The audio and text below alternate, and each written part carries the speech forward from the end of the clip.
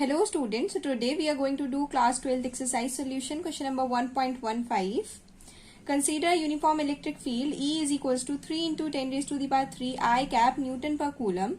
Part 1. What is the flux of this field through a square of 10 centimeter on a side whose plane is parallel to the YZ plane?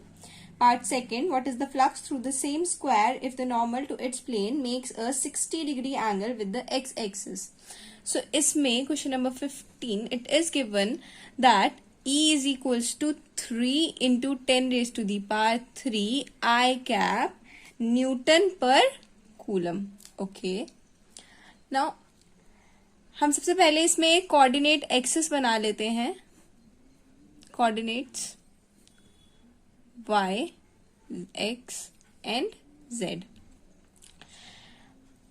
ये जो electric field है ये कौन सी direction में है? X direction में. I cap means x direction, so electric field is in x direction. Okay. अब जो फर्स्ट पार्ट में प्लेन दे रखा है वो है YZ प्लेन के पैरेलल प्लेन है. Plane is parallel to YZ plane.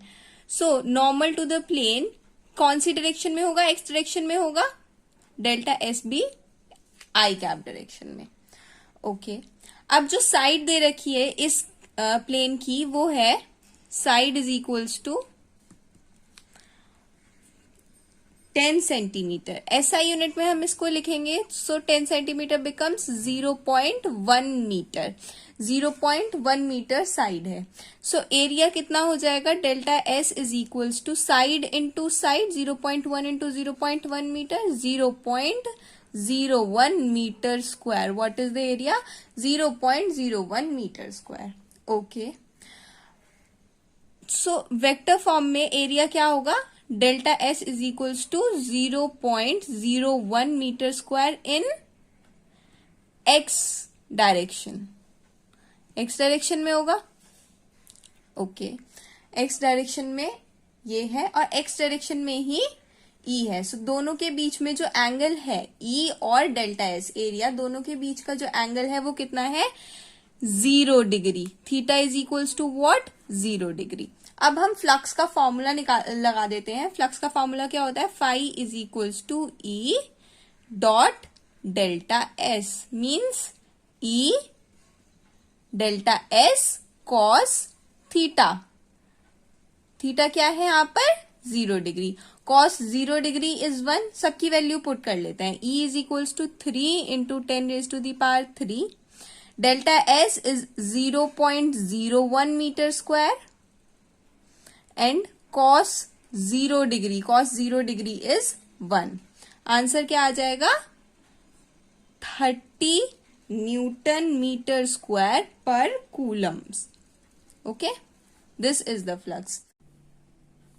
So part second में बोला है कि इफ वही सेम स्क्वायर हो और उसका जो नॉर्मल टू द प्लेन है वो एक्स एक्सिस से 60 डिग्री एंगल बनाने लगे, देन उस कंडीशन में इस स्क्वायर के थ्रू फ्लक्स कितना होगा? मतलब इसमें theta is equals to 60 degree कर दिया है. Theta is equals to 60 degree कर दिया है. तो फ्लक्स का फॉर्मूला हमें पता है. Phi is equals to E delta S cos theta. E हमें पता है 3 into 10 raise to the power 3. Delta S is what? 0.01 cos 60 degree. Cos 60 degree की वैल्यू क्या होती है? 1/2.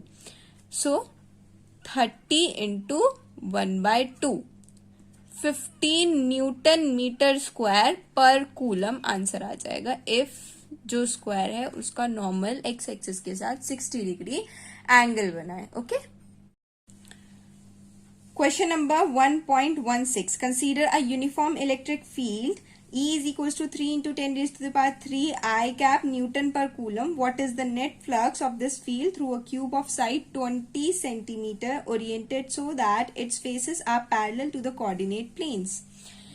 इस क्वेश्चन में हमें इलेक्ट्रिक फील्ड दी गई है 3 into 10 raise to the power 3 I cap newton per coulomb and एक क्यूब दिया हुआ है जिसके जो फेसेस हैं वो parallel to the coordinate planes हैं. ओके.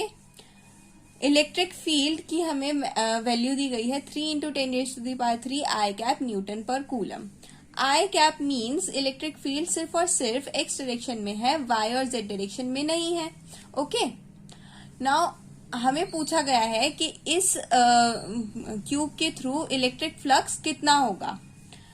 सो अब इसको देखते हैं।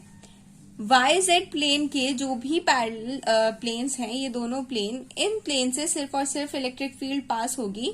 जो वाई जेड प्लेन के पैरेलल नहीं है प्लेन्स, जैसे कि अप और डाउन वाला प्लेन और फ्रंट और बैक साइड वाले जो प्लेन्स हैं, ये इन प्लेन्स के अक्रॉस कोई इलेक्ट्रिक फील्ड नहीं होगी, इसीलिए कोई भी फ्लक्स नहीं होगा। फ्लक्स क्या होता है? ई डेल्टा एस कॉस थीटा। अब जब ई ही जीरो है तो फाई भी जीरो होगा इन दोनों प्लेन के लिए और इन दोनों प्लेन के लिए। मतलब जो वाई जेड प्लेन के पैरेलल प्लेन्स नहीं है, उन दोनों प्लेन्स के लिए ही ई जीरो होगा, मतलब फ्लक्स भी जीरो होगा। अब जो वाई जेड प्लेन के पैरेलल हैं प्लेन्स, उनमें जो फर्स्ट प्लेन में एंटर करेगा जितना फ्लक्स, उतना ही फ्लक्स लीव कर जाएगा उसके सामने वाले प्लेन से। So total flux entering the cube is equals to the total flux leaving the cube। इसीलिए जो total flux होगा, total flux through the cube will be zero। इसको आप कैसे लिखोगे स्टेटमेंट में? The flux entering one face parallel to yz plane is equal to the flux leaving other face parallel to the yz plane। Flux through other face is zero, hence net flux through the cube is zero। Okay?